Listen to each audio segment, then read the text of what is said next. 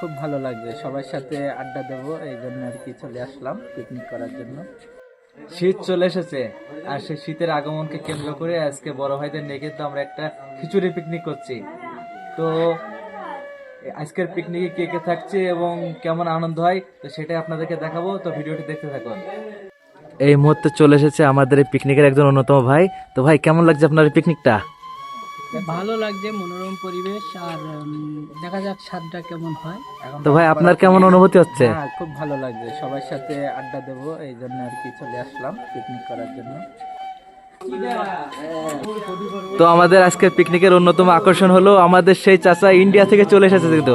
তো চাচা, কেমন লাগছে আপনার আমাদের বাংলাদেশের পিকনিক? আমি বাংলাদেশে এসে খুব আনন্দ উপভোগ করছি। এখানে এসে চাচা, ভাইপো, ভাইরা আছে, সকলে মিলে পিকনিক করছি, তা আমার খুব ভালো লাগছে।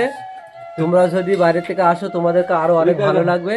তো আমাদের এখানে রান্না বাড়া হচ্ছে, এই যে আমার একটা বন্ধু মুসাফরির, যাই হোক, এই যে আমাদের রান্না হচ্ছে, আমার রিজাউল ভাই রান্না করছে, হেড অফ দ্য মেম্বার, রান্নার মেন আকর্ষণ, মানে রান্না করার জন্য খুব সুন্দর রান্না করে, ভালো রাঁধুনি। ইনি সৌদি আরবে থাকে, দেশের বাড়িতে ঘুরতে এসতে সবাই মিলে আনন্দ করছি।